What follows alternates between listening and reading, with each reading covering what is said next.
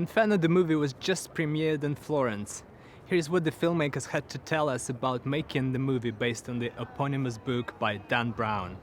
Did you find it easy to film around such historic locations? It's never easy because the fact is these are really popular places that tourists want to go to, and and government officials will do everything they can to make it possible to be there, but they can't completely shut it down, and so it means that if we want the action, we want the suspense, we want the drama, and we want the real place, we have to be very, very efficient about it. So it puts a lot of pressure on me as a director, but it's such a joy to be able to take the audience to the actual place, and I think it's better for the actors too to perform in that environment. It ends up being a life experience, but like say for the Hall of 500, when I read these books, I have Google open right next to me so I can see what the references are. We're in there because it's part of the movie. We're not just setting a scene in the Hall of 500 because it's a cool place. It's part of the plot. It's part of the plot. Yeah. We're looking at the actual masterpieces that are on the wall. We're looking for something that is actually in those masterpieces. It's Dante's Inferno. Dante defined our modern conception of hell 700 years ago. But these circles of hell have been rearranged. You did a lot of running on the streets. Did you have to stop all the crowds from kind of wandering into shot? Well, we were doing a lot actually in the Bobley Gardens, and luckily there weren't too many people around, so we didn't kind of mow anyone over with our running. Sienna Brooks, she's going to surprise us in the movie. She's not two-dimensional for sure. What are your favorite qualities of that character?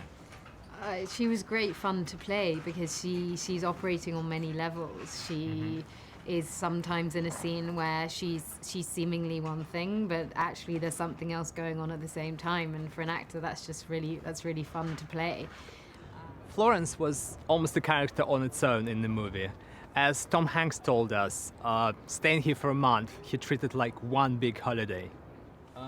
Tom, after working for a month in such a beautiful place as Florence, did you feel yourself like local by the end of it? You sort of do. Here's what I do. One, I would walk to work every chance I really? got, with a cup of coffee in my hand, 6 o'clock in the morning, they're sweeping up the streets. Lovers are still making out, as the sun comes up. And on Sundays, in order to get away from the tourists, our days off, we'd go to a laundromat and do our laundry. So, really? Yeah, actually, the laundromat was right down there, as a matter of fact. And when if all the people in Florence do their laundry with cheese and prosciutto, bread, and a bottle of wine, I think I got to move here. Yeah, I'm going to start doing my laundry myself all the time. Professor, you are having visions, aren't you? The people behind this would do anything to protect the truth. You have no idea what they're capable of. This is what I have been saying. He's a guy who has a background of Secret Service. And he is into a job which is very unusual, which generally a common man, a layman, doesn't know about, whether these kind of jobs exist or not. So he is doing a peculiar job, and he has his office in the middle of the ocean. So it's like, it's... So he's like a middleman between different governments. He's a middleman, he could be middleman between governments, he could be middleman between two important parties in different countries. So his job is not restricted to government. It can go anywhere. You're very efficient with daggers in the movie. Is that something you have to learn? You had to learn for the movie. I had to learn, and I thought I don't need to learn. I thought I can do it because few tricks. You have as an actor you get trained in many things, but our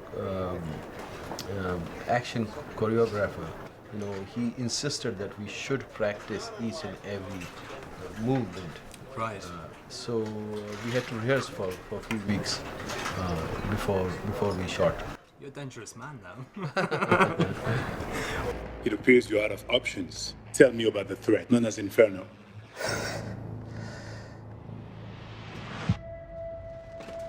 First day working with Tom, you didn't get starstruck. So what is sorry? Like, oh my God, this is Tom. No. I had to contain myself. It was like that inside, but outside was more cool. Very professional. Yeah. Have you ever played a character like this before?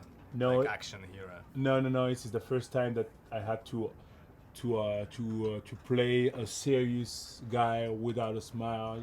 Obviously, at the center we have environmental issues. What do you think each of us can do on personal level to help to solve that problem together? Well, specifically for this movie, practice birth control. Don't have a baby unless you really are ready and you want to have that baby.